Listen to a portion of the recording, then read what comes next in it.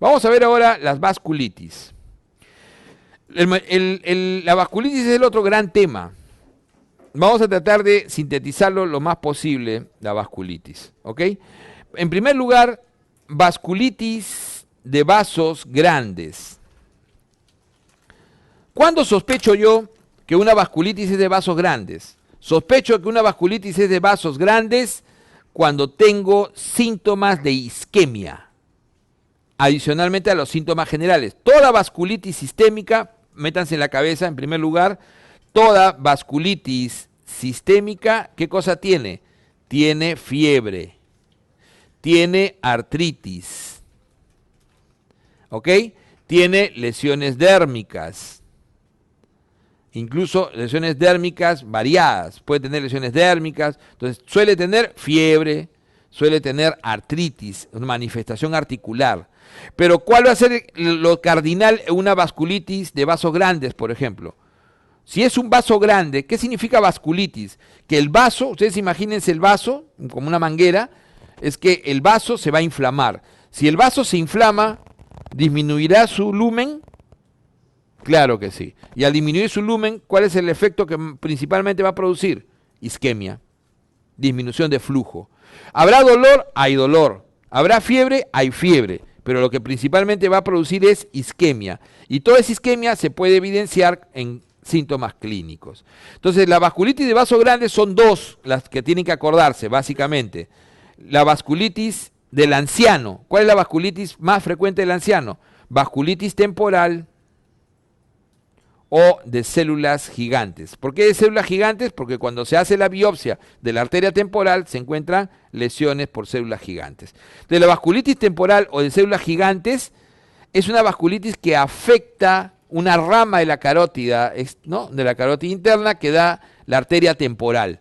Y entonces al inflamar eso va a producir isquemia a nivel ocular, isquemia a nivel del rostro, especialmente a nivel mandibular. Entonces, ¿qué síntomas tendrán clásicos? El paciente súbitamente deja de ver, amaurosis fugaz. Del paciente súbitamente, ¡pum!, deja de ver. El anciano deja de ver y concomitante a eso, como tiene disminución de flujo, dolor en hemicránea, dolor intenso, cefalea localizada, o lo que se llama cefalea intensa en hemicránea. Con eso es suficiente. También va a tener, obviamente, debilidad en la mandíbula, por isquemia, se llama eso, ¿no? Tiene claudicación mandibular, etcétera. Pero esto es típico.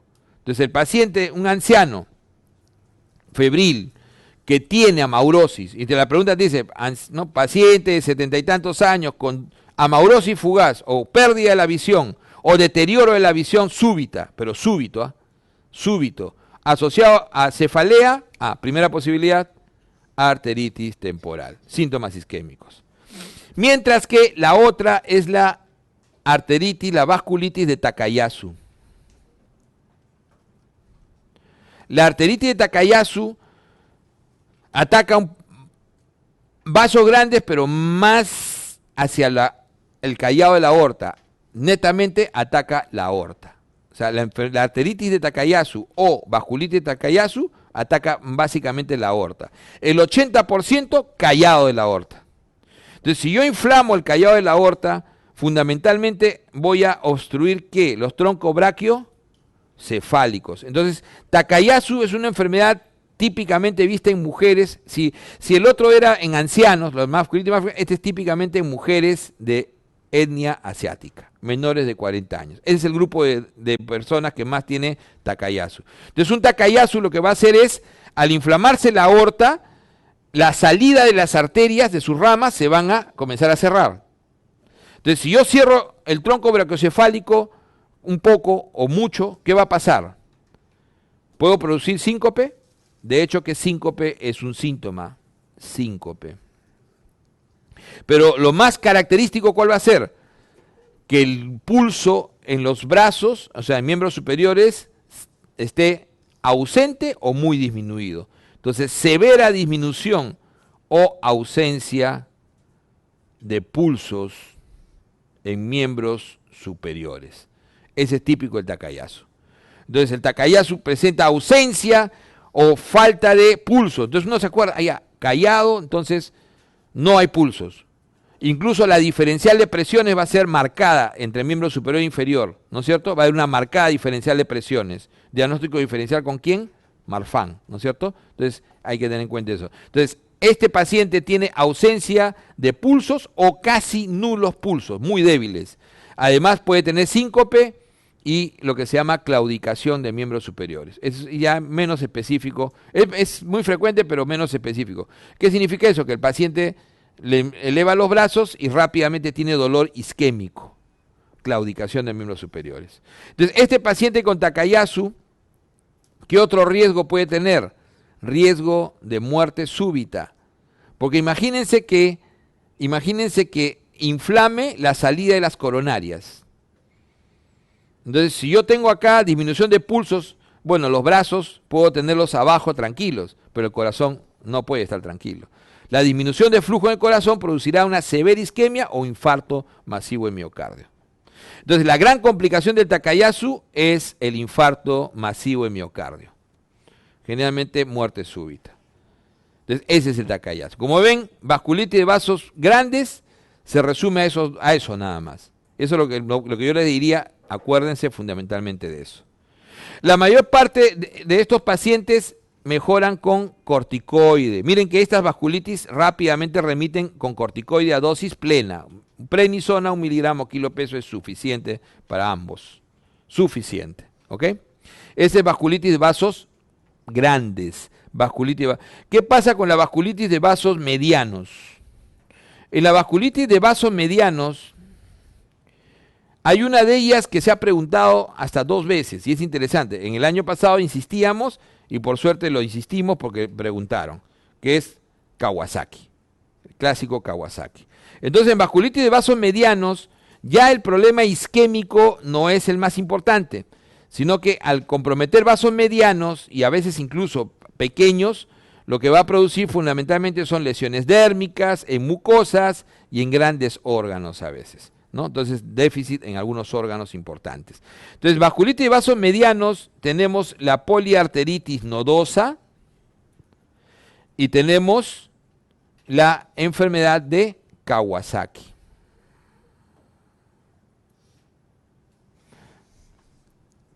La poliarteritis nodosa es una enfermedad hoy en día poco diagnosticada, incidencia muy baja. Es una vasculitis fundamentalmente de pacientes mayores de 50 años, ¿no? Generalmente varones mayores de 50 años y es una de las causas más importantes de fiebre de origen desconocido en este grupo de edad.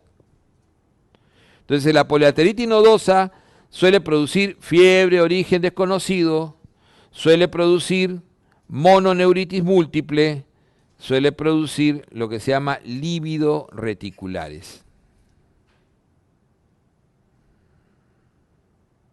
Esas son las 3 grandes características del PAN.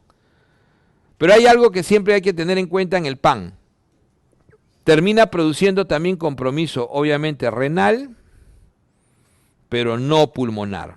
Nunca pulmonar. Y eso es importante porque eso lo diferencia de la vasculitis de vasos pequeños. La gran diferencia entre el PAN y la vasculitis de vasos pequeños, especialmente la otra PAN, que es con M, poliangiitis microscópica, es que nunca compromete pulmón. Poliarteritis nodosa puede comprometer tardíamente riñón, pero no pulmón. Y entonces puede producir hematuria, puede producir daño renal, con sus lesiones dérmicas, pero pulmón limpio. Entonces, PAN es un diagnóstico raro, como decíamos, ¿no? Básicamente fiebre de origen desconocido, mononeuritis múltiple y lívidos reticulares es lo más característico de esta vasculitis, que nunca ha sido preguntada. Hay que mirarla así de lejos. Pero Kawasaki, sí. Kawasaki en todo el mundo se pregunta mucho, porque Kawasaki constituye hoy en día una vasculitis severa, no la más frecuente, del niño, y especialmente en Occidente. No, a diferencia de Takayasu, que sí es más frecuente en asiáticos, Kawasaki es más frecuente incluso en países nórdicos. O sea, generalmente en países del primer nivel. Y es hoy en día una de las causas más frecuentes de cardiopatía adquirida del niño. Infarto de miocardio en el niño. Entonces, un niño con infarto de miocardio, te pones, ¿no? Niño menor de 10 años con infarto de miocardio, ¿no será Kawasaki? Esa es la causa, ¿no? No será Kawasaki. Entonces, ¿qué hace el Kawasaki? Es fácil diagnosticar el Kawasaki. Ustedes dicen, todas estas vasculitis tienen fiebre, pero acá la fiebre es intensa, más de 40 grados. Un Kawasaki tiene una fiebre intensa, ¿no? Una gran fiebre, como dicen las mamás, un fiebrón, ¿no? Una fiebre intensa con rash morbiliforme, un rash dérmico. Entonces ahí empieza el problema. Como son niños, la mayoría entre 5 y 8 años, no será una eruptiva de la infancia, ahí viene el diagnóstico diferencial, ¿no? Fiebre y rash morbiliforme, de repente tipo exantematoso, eruptiva de la infancia. Entonces empieza el problema, rash morbiliforme. Pero este niño tiene algo característico, una lengua aframbuesada o lengua fresa. Entonces suele producir y además del daño a nivel de piel, el rash morbiliforme produce severas lesiones a nivel de mucosas y de lengua. Entonces las mucosas de la boca está totalmente hiperémica, ulcerada generalmente, y con una lengua llamada fresa o aframbuesada. Esa es característica. ¿Y qué otra cosa más? Conjuntivitis no secretoria. El paciente también tiene escleroconjuntivitis no secretoria. Entonces tiene también compromiso ocular, con inyección severa conjuntival, ¿no? Conjuntivitis no secretoria. Entonces ahí tienen un paciente que tiene una severa rash, un niño con un severo rash, un niño con una lengua fresa, un niño con úlceras orales, un niño con una conjuntivitis no secretoria. Ok, la primera posibilidad, Kawasaki. ¿Cuál es su gran complicación? El infarto de miocardio en el niño. ¿Y por qué habrá infarto de miocardio si acá no es vaso grande? Porque lo que puede formar es microaneurismas directamente en las coronarias.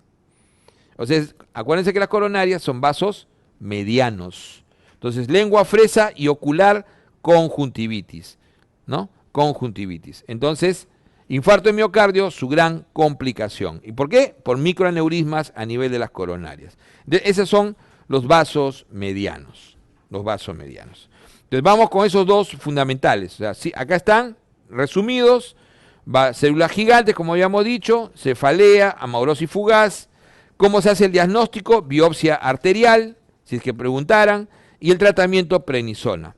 Un Takayasu, como le decía, es una aortitis. Doctor, usted no dijo que Takayasu 80% cayó a la aorta, no dijo que cayó a la aorta, sí, pero 80%. Pero nos viene una pregunta que decía causa de falla renal vascular. Y la respuesta era Takayasu, así. Porque puede haber falla renal aguda por Takayasu, pero un Takayasu que ataca ¿qué? La aorta abdominal. O sea, el 80% está arriba, pero un 20% está abajo. Entonces, Takayasu es una causa también de falla renal aguda. Si es que compromete justamente la salida de las renales. Tapa las dos renales y produce ¡boom! Necrosis isquémica a nivel de los riñones. ¿Se dan cuenta? Entonces, esa es una causa que vamos a ver también cuando hagamos nefro, ¿no? Causa vascular de falla renal intrínseca o, ¿no?, lo que se llama falla renal pura. Entonces, ese es también. Entonces, Takayasu tiene esa característica, diferencial de pulsos superiores ausentes, y puede haber también síncope. El diagnóstico de Takayasu se suele hacer con arteriografía y igual prednisona, suficiente prednisona para tratamiento. Igual que el PAN, suficiente prednisona. Pero en el caso del Kawasaki, que lo han preguntado un par de veces, el Kawasaki fundamentalmente era en la pregunta, acá en vasculitis la pregunta fundamentalmente es diagnóstico. O sea, que ustedes detecten el diagnóstico. En Kawasaki siempre ha sido rash morbiliforme, como le decía, rash polimorfo o morbiliforme, también esto llamado o morbiliforme, la lengua fresa o aframbuesada, o la inyección conjuntival, la fiebre, ¿no? Un niño pequeño, cardiopatía coronaria, eso es lo más característico del Kawasaki. Pero el Kawasaki es el único que no usa corticoides. Es el único que no usa corticoides.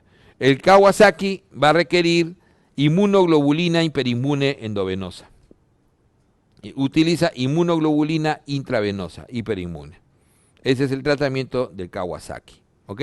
Su gran complicación, aneurismas coronarios. Aneurismas coronarios. Entonces ahí están grandes medianos. Veamos ahora el pequeño. Vamos a complicarnos la vida un poco. Pero vamos a tratar de hacerlo sin complicarnos mucho, ¿eh?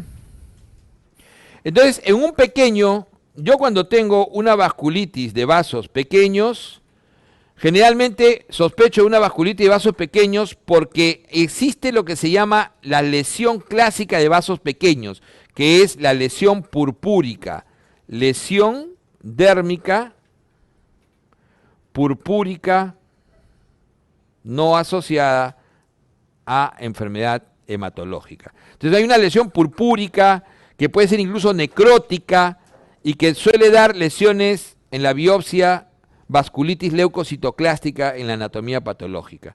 Entonces, clínicamente una vasculitis vasos pequeños, ¿por qué lo sospechamos? Ya sabemos que todos hacen fiebre, así que eso no es, ¿no? Pero ¿qué hacen los vasos pequeños? Sangran por todos lados. O sea, hacen epístasis,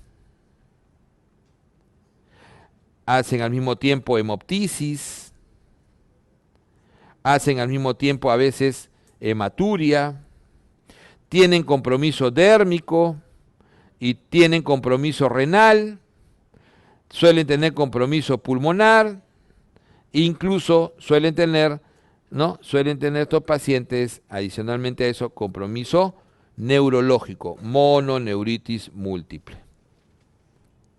Son pacientes que tienen, uno sospecha porque tienen lesiones en piel purpúricas clásicas, eso se llama la lesión vasculítica pequeña clásica, leucocitoclástica, tienen sangrado, pueden tener epístasis con hemoptisis, o pueden tener hemoptisis con hematuria, o sea, combinado, ¿no? Y otra clase de lesiones. Entonces, cuando yo tengo una sospecha de vaso pequeño, lo primero que hago es pedirle un ANCA. ANCA, ¿qué cosa es? Un anticuerpo antinuclear.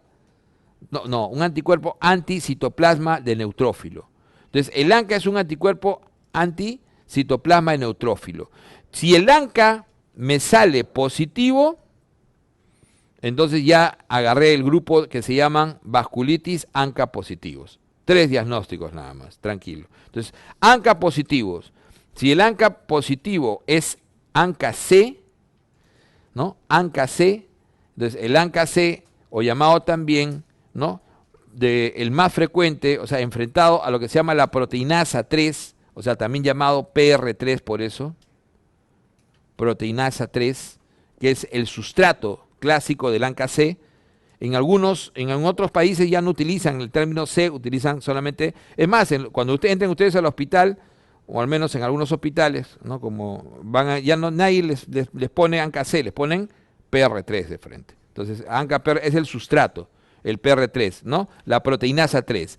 El ANCA-C es característico de la vasculitis de Wegener, llamado, como es una vasculitis múltiple de vasos pequeños, se llama poliangeitis. Entonces, ese término de poliangeitis evidencia esta lesión de vasos pequeños. Poliangeitis, como produce granulomas, granulomatosa de Wegener. Entonces, si es un ANCA-C, debe ser un Wegener. Debe ser un Wegener. Por lo tanto, el ANCA-C no es indispensable, pero sí es altamente específico. Es altamente. Una clínica con un ANCA-C, una clínica clásica, me va a evidenciar un Wegener.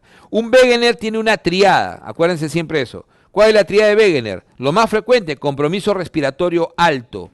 O sea, granuloma en vía respiratoria alta. Lo más frecuente, sinusitis crónica. Paciente con sinusitis crónica con granuloma, Wegener. Granuloma laringio, Wegener. ¿Cuál es la causa más frecuente de granuloma laringio hoy en día en adultos? Wegener. Entonces hay que tener en cuenta esas posibilidades. Entonces, respiratorio alto. Entonces, ¿y qué evidencia eso? Puede evidenciar epístasis.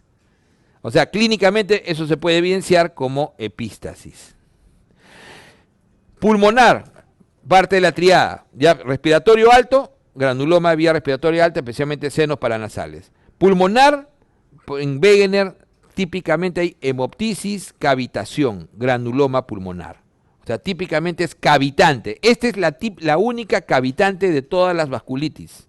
Es una lesión pulmonar cavitante. Entonces, pulmonar suele ser una lesión granulomatosa, cavitante, y va a demostrarse, si yo tengo cavidad, tengo que tener hemoptisis.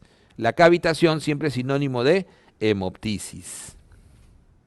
Y el compromiso renal, que es menos frecuente, 70%, donde voy a tener una glomerulonefritis rápidamente progresiva, que lo vamos a ver cuando hagamos nefro. Entonces acá vamos a tener también hematuria, obviamente, síndrome nefrítico. Ok, estaba acá, ANCA positivo, me salió C, Wegener. Me salió doctor P. P, su sustrato se llama mieloperoxidasa. Por lo tanto, también en los hospitales que ya se han modernizado, ya no lo llaman P, sino MPO. Mieloperoxidasa. Ese es el sustrato. ¿Ok? En el examen probablemente se lo sigan llamando P, pero de todas maneras no quiero que lo sorprendan. MPO, EP o MPO. Entonces, el P, inmediatamente me pregunto, tengo ANCA P, a ver, ¿tiene eosinofilia? ¿Tiene eosinofilia? No. Si no tiene eosinofilia, eso es una poliangeitis microscópica. Esa es una poliangeitis microscópica. La poliangeitis microscópica daña fundamentalmente pulmón-riñón. Es un síndrome pulmón-riñón clásico. Es la clásica hemorragia alveolar difusa, la más severa de las hemorragias alveolares difusas, asociada a glomerulonefritis rápidamente progresiva. Hoy en día lo vemos muchísimo. Hemorragias alveolares difusas, ¿se acuerdan? Que cuando mencionamos eso en neumología, cuando hicimos la prueba de difusión de monóxido. Y decían, ¿cuándo la prueba de difusión de monóxido es alta? Cuando tiene hemorragia alveolar difusa. 2 diagnósticos. Sí, poliangitis microscópica, síndrome Good-Pasture como diagnóstico diferencial. Ok. Entonces, poliangitis microscópica hoy en día las poliangitis microscópicas se presentan como cuadros severos de síndrome pulmón-riñón. Y el paciente ingresa con hemoptisis severa y daño renal progresivo, incluso falla renal aguda. Entonces, esos son pacientes que van a requerir generalmente plasmaféresis, y vamos a ver eso en tratamiento. Mientras que si la eosinofilia tiene eosinofilia, este P, si tiene eosinofilia y es asmático, sí, encima es asmático, ni hablar. Eso es poliangeitis eosinofílica de Chur-Strauss. ¿Ok? Entonces en el P, así, entonces digo, tiene eosinofilia, es ANCA P, es asmático, IgE elevado también, esa es una poliangeitis eosinofílica de Chur-Strauss, que suele comprometer también netamente pulmón, con infiltrados eosinofílicos en pulmón y riñón también tardíamente. ¿Ok? Porque es una vasculitis sistémica, Chur-Strauss. ¿Ok? ¿Qué pasa si mi ANCA era negativo? Coño. ¿Y ahora qué hago? ¿Es niño o es adulto? Incluso puede ser adulto, pero si tiene lesiones purpúricas con artritis y con dolor abdominal y con deposición de IgA, en cualquier biopsia que se le haga a ese paciente, eso quiere decir depósitos de IgA, especialmente en riñón, ¿no? O en vasos, eso es Geno-Schollen. Entonces el Geno-Schollen es la vasculitis más frecuente de los niños. Es la vasculitis más frecuente. ¿Cuál es la vasculitis más frecuente de los ancianos? ¿No? La arteritis temporal. Y en los niños, Geno-Schollen. Entonces, Geno-Schollen típicamente deposición de IgA. Un Geno-Schollen es característico, tiene una triada clásica. ¿Cuál es la triada clásica? Púrpura palpable, compromiso articular o artritis o artralgia y dolor abdominal. Esa es la triada. Y algunos llaman también tetrada cuando se suma compromiso renal por hematuria. ¿Ok? Entonces, Geno-Schollen tiene la triada clásica, es la pregunta más frecuente de vasculitis. Miren, es la pregunta más frecuente de vasculitis. Recuerden que vasculitis es el segundo tema de reumato. Entonces, la triada clásica, púrpura palpable, compromiso articular, artritis o artralgia y, por último, dolor abdominal.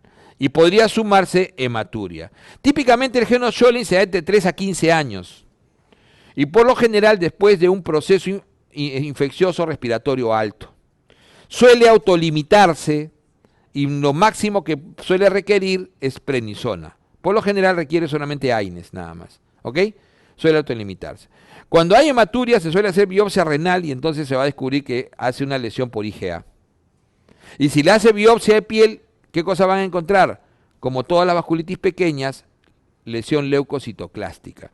Si ustedes le meten la aguja a cualquier lesión de vasos pequeños, lo que van a encontrar es una lesión leucocitoclástica. Y eso es inespecífico. Por eso les voy a decir, por bien claro, la biopsia no define el diagnóstico en las vasculitis de vasos pequeños. ¿Okay? Lo único que te dice una biopsia en vasculitis de vasos pequeños es que es vasculitis de vaso pequeño. Pero no te define. ¿Cómo lo defines? De esta manera. Es ANCA, primero el ANCA. ¿Es ANCA P o es ANCA C? ¿O es negativo? ¿Se dan cuenta? Y si no es ANCA, y si es ANCA negativo, sigo con la duda. ¿Es niño? ¿Es IgA? Ah, es Scholling. No es niño, no es IgA. Entonces pídele crioglobulinas. ¿Tiene crioglobulinas positivo? Crioglobulinemia esencial.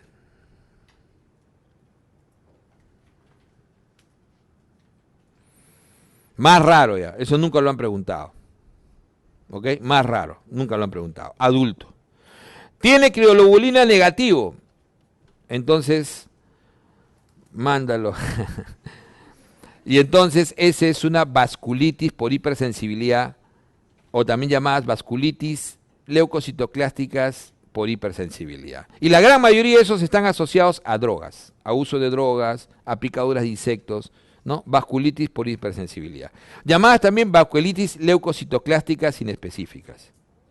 Claro, ahí los patólogos, los dermopatólogos lo dividen como leucocitoclásticas superiores, inferiores, que ya son características específicas. Pero ahí simplemente vasculitis leucocitoclásticas por hipersensibilidad. Todo lo que queda ya van a ser vasculitis leucocitoclásticas por hipersensibilidad. Drogas, ¿no? Picaduras de insectos o inespecíficas. Entonces, ahí viene todo lo que es. ¿Se dan cuenta? Esta es la manera en que tienen que, más o menos... Ahora, acordarnos fácil. Entonces, acordarnos fácil. Acá está el esquema, ¿no? Entonces, un Wegener, ya sabemos que es un ANCA C o PR3. Entonces, es un ANCA C o PR3. Eso es el que tiene, esta prueba es la que tiene mayor especificidad, pero no te da el diagnóstico. ¿Qué te da el diagnóstico? La clínica, la triada clásica, el tener el ANCA C y incluso la biopsia con el granuloma. ¿Ok? Entonces, ANCA C más biopsia, el diagnóstico. Manejo del Wegener, corticoide más ciclofosfamida. Se puede usar prednisona 1 miligramo o se puede usar metiprednisolona, pero corticoide más ciclofosfamida. Chur-Strauss, le habíamos dicho que es un ANCA P, pero con eosinofilia. Porque si es un ANCA P sin eosinofilia, será una poliangeitis microscópica. ¿Ok? Entonces, el Chur-Strauss no se pueden olvidar porque es eosinofilia, es ANCA P, y adicionalmente a eso es un paciente asmático severo, generalmente refractario. Es un paciente típicamente con asma severa. Es los síndromes PAI, los síndromes de eosinofilia severa, periférica y tisular. Más de 1500 eosinófilos en la sangre. ¿Ok? Entonces, pacientes con infiltrados eosinofílicos intensos pulmonares, con eosinofilia periférica. Igual el diagnóstico ANCA-P más biopsia y el tratamiento igual, corticoide y ciclofosfamida. Hoy en día lo que más estamos viendo increíblemente es poliangitis microscópica. Poliangitis microscópica es un ANCA-P, pero que no tiene eosinofilia. Y es un ANCA-P que hace hemorragia alveolar difusa. Es la verdadera hemorragia alveolar difusa. Los otros hacen hemoptisis a veces más por lesiones necróticas, pero este hace hemorragia en alveolo. Este inunda alveolo, entonces hace severas insuficiencias respiratorias. Entonces, la poliangitis microscópica es un ANCA-P que hace hemorragia alveolar difusa. ¿Diagnóstico diferencial con quién? Con Goodpasture. Goodpasture no es una vasculitis, es una enfermedad autoinmune mediada por anticuerpos antimembrana basal glomerular. ¿Ok? Entonces, ese es Goodpasture. Es una enfermedad autoinmune, ¿no?, mediada por anticuerpos antimembrana basal glomerular. Y miren que un Goodpasture es una hipersensibilidad tipo 2. Acuérdense que las mediados por anticuerpos son hipersensibilidad tipo 2, pero una vasculitis es tipo 3, complejos inmunes. ¿Ok? Entonces, este es el diagnóstico diferencial siempre con Goodpasture, tiene compromiso renal, hemoptisis y corticoide y ciclofosfamida. Pero cuando es severo, al igual que en Goodpasture, ¿qué hay que utilizar? Plasmaféresis. Cuando el paciente tiene cuadro severo, se hace plasmaféresis previa. Igual que Goodpasture. Goodpasture siempre va a plasmaféresis primero y después corticoide con ciclofosfamida. Bien, se tratan casi igual. Y por último, el Geno-Schollen, que es la vasculitis, la más preguntada. Eso no pueden olvidarse, ahí no se pueden ya equivocar. El año pasado también la preguntaron. O sea, el examen pasado. Geno-Schollen, vasculitis con depósito de IgA, es la típica tétrada o triada. ¿Cuál es la triada? La triada es púrpura palpable, artralgia y dolor abdominal. Y si le sumas la renal, tetrada. Niños entre 3 a 15 años, diagnóstico debería ser clínico, alguna vez se le hacen biopsia y el tratamiento típicamente corticoide o máximo prednisona. Se suele autolimitar incluso sin tratamiento. Generalmente el Geno-Schollen sobreviene después de una infección viral respiratoria alta, clásicamente. Entonces, ese es lo típico de Geno-Schollen. Antes de terminar, vamos a ver 3 cositas sencillitas nomás. Nunca se han preguntado, pero yo no quiero que los agarren sin que los pregunten. No, lo pueden preguntar. Pero sencillo nomás, ¿ok? La polimiositis es otra enfermedad reumatológica autoinmune. Y la polimiositis fundamentalmente se presenta por debilidad muscular, es lo clásico. Todas las polimiositis podrían hablar un día, hay una variedad inmensa de polimiositis, pero la polimiositis más frecuente es esta, la clásica, o sea, las miositis inflamatorias es un capítulo grande de la reumatología. Y dentro de las miopatías inflamatorias está la polimiositis, como el más frecuente, ¿ok? Es una miopatía inflamatoria que tiene estos 4 criterios, miren, debilidad muscular proximal, elevación de enzimas, especialmente CPK, un patrón en la electromiografía que se llama patrón miopático, y en la biopsia, ¿qué vamos a encontrar? La lesión autoinmune. ¿Cuál es? Necrosis con infiltrado inflamatorio mononuclear. O sea, necrosis con infiltrado inflamatorio mononuclear. Estos 4 criterios son necesarios para decir que es polimiositis. Para decir que es polimiositis tiene que tener 4 de 4. La polimiositis con compromiso dérmico se suele llamar dermatomiositis, pero no necesariamente se tiene que llamar dermatomiositis, puede llamarse polimiositis con compromiso dérmico y punto, ¿ok? Los americanos lo llaman así, los europeos lo llaman dermatomiositis, ¿ok? Cuando tiene compromiso dérmico solamente necesita 3 de 4, pero con los rash típicos. ¿Cuáles son los rash típicos de la polimiositis o dermatomiositis? Los rash típicos son el rash en heliotropo, típico periorbicular, ¿se acuerdan? ¿No? Purpúrico periorbicular, y el rash, ¿no?, maculopapular de Gottron, ¿no? Las pápulas de Gottron, ¿no? Llamadas así, pápulas de Gottron, que se presentan en manos, dorso de mano y dorso de dedos, ¿ok? Entonces, si tengo los rash típicos, necesito solamente 3 de 4. Y esa es una polimiositis con compromiso dérmico o dermatomiositis. Entonces, la polimiositis es lo que marca fundamentalmente es la debilidad muscular proximal. ¿Quién más tiene debilidad proximal? ¿Se acuerdan? Cushing. Debilidad proximal. Pero bueno, acá tienen la elevación enzimática, que lo más frecuente es CPK, le sigue la aldolasa, y el patrón miopático y la biopsia. ¿Cómo se trata estos pacientes? O sea, el paciente se trata básicamente con corticoides. Responden muy bien a corticoides y cuando son severos requieren azatioprina. Entonces, fundamentalmente se tratan con prednisona y a veces con cremas tópicas cuando hay compromiso dérmico. Y si es severo, azatioprina. Y una característica de la polimiositis que tienen que acordarse siempre es que dentro de las enfermedades reumatológicas, esta es la enfermedad que se puede asociar como paraneoplásico. Un 25% de las polimiositis son secundarias a paraneoplásicos. Especialmente ¿de quién será? Pulmón microcítico. Puede ser paraneoplásico. Ninguna otra se asocia a paraneoplásicos. Esta es la enfermedad que se puede asociar a paraneoplásicos.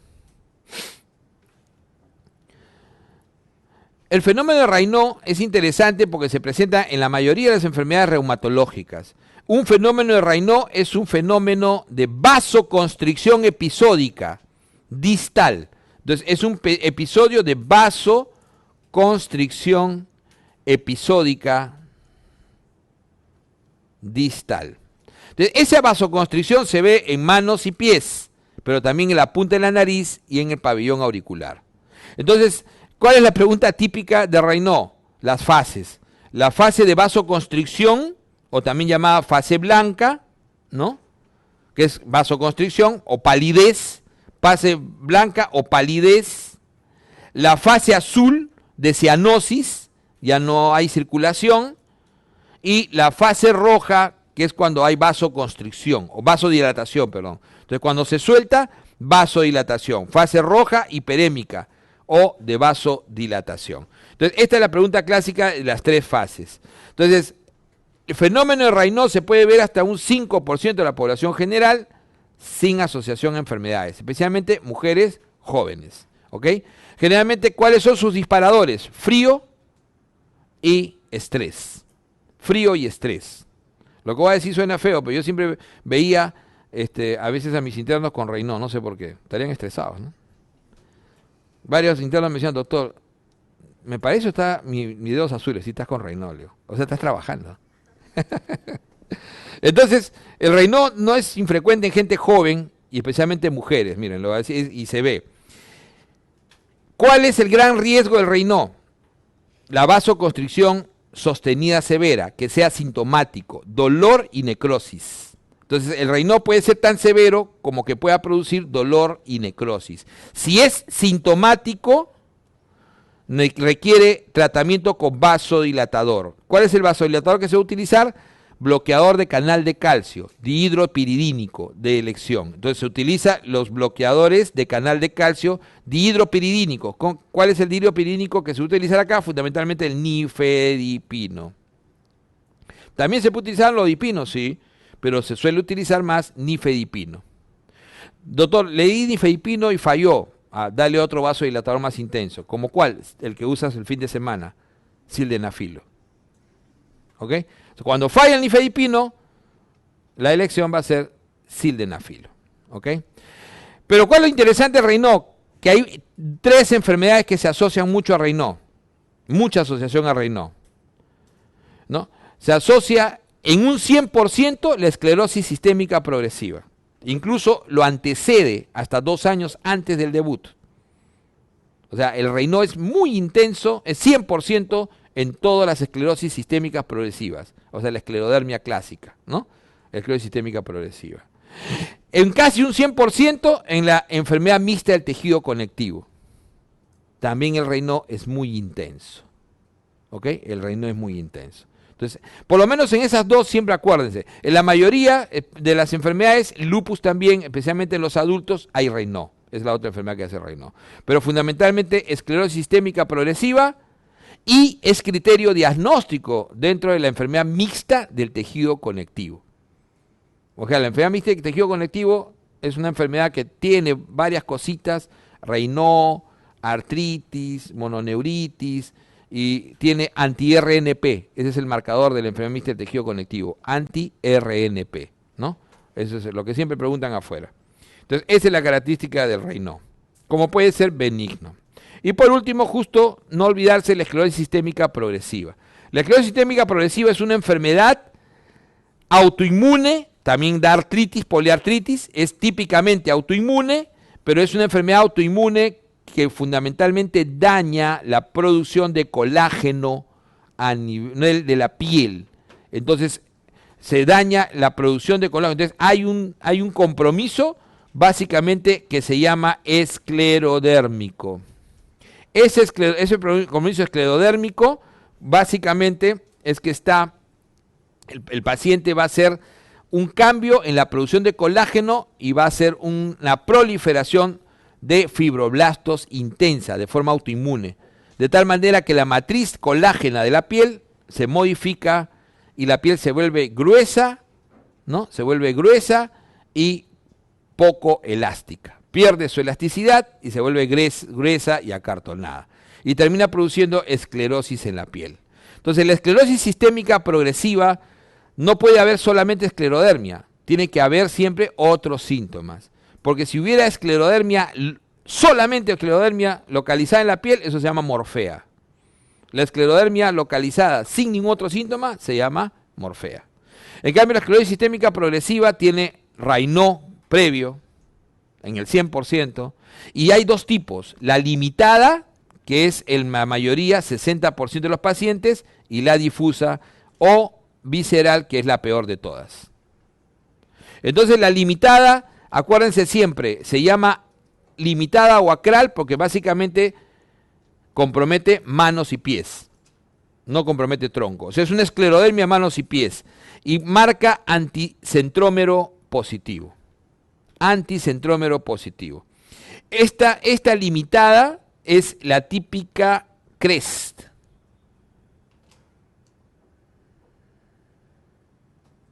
¿Ok?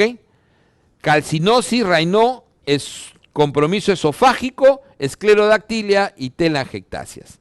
Entonces la limitada, que es de mejor pronóstico y que marca anticentrómero, es la que suele expresarse como CREST.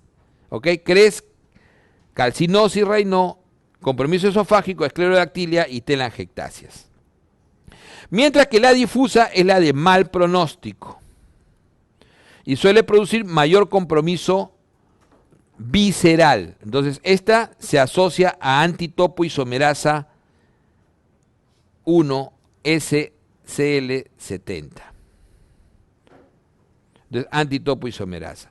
Y entonces la difusa generalmente tiene esclerodermia en manos, en tronco, o sea, esclerodermia es difusa, en cráneo, y estos pacientes hacen fibrosis pulmonar, crisis renal, cardiopatía, no cardiopatía restrictiva y compromiso del tracto gastrointestinal severo, fundamentalmente esofágico y no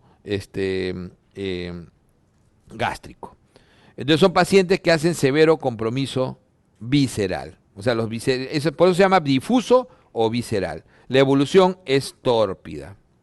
Tratamiento de la esclerosis sistémica progresiva es inespecífico. Es básicamente de los problemas que se presentan. La depenicilamina es la única droga es un farme, la depenicilamina, que se utiliza al principio porque disminuye la proliferación de fibroblastos. Entonces se trata de retrasar la enfermedad, pero funciona limitadamente. Y de ahí hay que manejar las complicaciones. Ejemplo, el Raynaud, ¿qué le van a dar al Raynaud?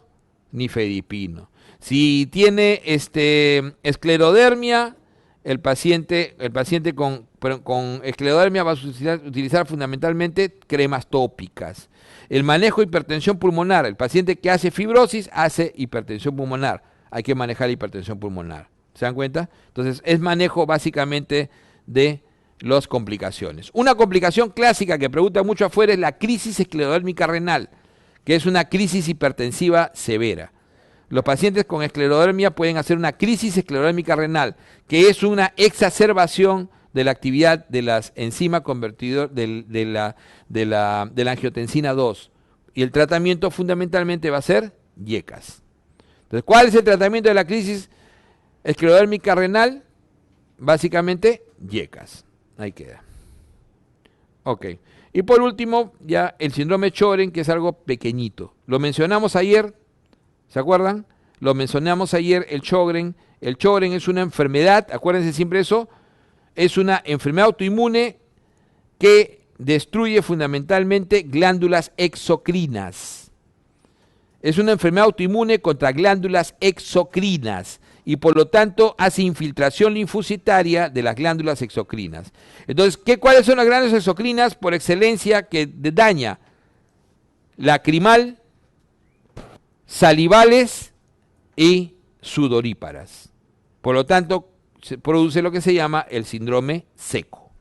Entonces, empieza generalmente por lacrimal, entonces el paciente hace seroftalmia, empieza después a dañar las glándulas salivales, serostomía, o sea, boca seca, o sea, el primero ojo seco, ojo rojo, ojo seco, boca seca y por último piel seca. Entonces, ese es el síndrome seco. El diagnóstico se suele hacer por biopsia parotidia. El diagnóstico se suele hacer por biopsia parotidia, ¿ok? Entonces, ¿qué se va a encontrar en la biopsia parotidia? Infiltración linfocitaria de características autoinmunes, ¿ok? Destrucción de la glándula por infiltración linfocitaria. Y el secundario es el 50% de los cuadros. Recuerden que el secundario es asociado a ¿quién? Fundamentalmente a R. Fundamentalmente asociado a R. Mientras que el primario es más severo. El primario suele producir síntomas extraglandulares. ¿Cuáles son los síntomas extraglandulares? Fibrosis pulmonar. Sjögren es una causa de fibrosis pulmonar. Se asocia a cirrosis biliar primaria y puede producir daño también renal. ¿Ok? El Sjögren puede producir fibrosis pulmonar. Por lo tanto, cuando hace eso, requiere inmunosupresor. Todo lo que es linfocitario requiere inmunosupresor, azatioprina. Ok. ¿Qué marcador puede marcar Sjögren? ¿Se acuerdan? Anti-Ro y anti-La. O sea, marcadores para diagnósticos útiles, anti-Ro y anti-La. Ok.